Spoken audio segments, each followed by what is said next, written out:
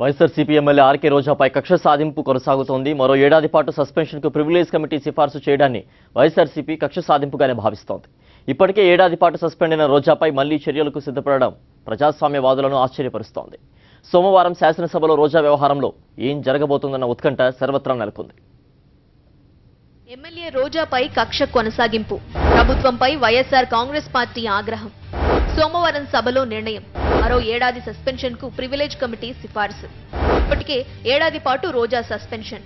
2015 December 18న నిబంధనలకు విరుద్ధంగా suspension. December 21న assembly వీడియోల leakage.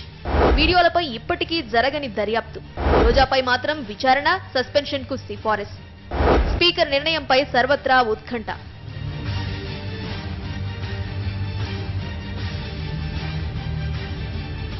YSR Congress party MLA రోజాను మరో ఏడాది పాటు సస్పెండ్ చేయాలని ఇప్పటికే ప్రివిలేజ్ కమిటీ నివేదికను శాసనసభకు సమర్పించింది. టీడీపీ ఎమ్మెల్యే అనిత ఇచ్చిన సభా హక్కుల నోటీసు మేరకు నిర్ణయం తీసుకున్నట్టు కమిటీ పేర్కొంది.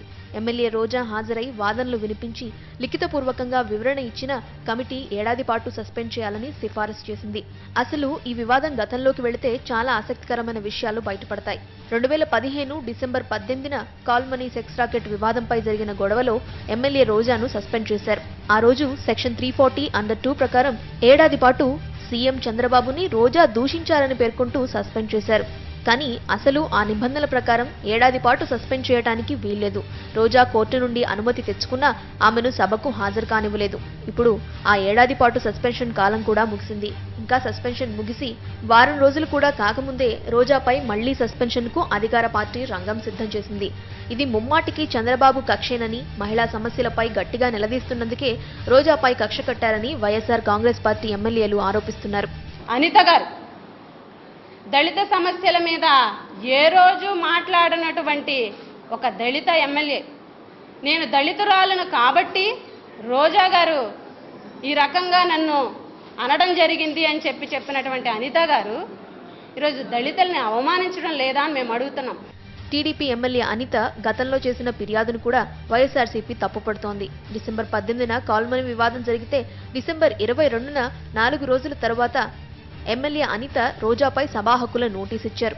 అంతకంటే ముందు డిసెంబర్ 21న రోజాకు సంబంధించిన పాత వీడియోలను తప్పుగా చిత్రీకరించి సోషల్ మీడియాలో టీడీపీ నేతలు విడుదల చేశారు.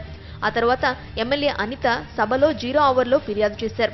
ఆ వెంటనే 22న సాయంత్రం కాల్వ శ్రీనివాసులు అసెంబ్లీలోని వీడియోలను అక్రమంగా మీడియాకు సబ్ టైటిల్స్ తో ఎడిట్ చేయించి మరీ విడుదల చేశారు. అయితే కాల్వ శ్రీనివాసులకు తాము వీడియోలు ఇవ్వలేదని సాక్షాత్తు స్పీకర్ కోడెల శివప్రసాద్ అధికారికంగా మీడియాతో చెప్పారు.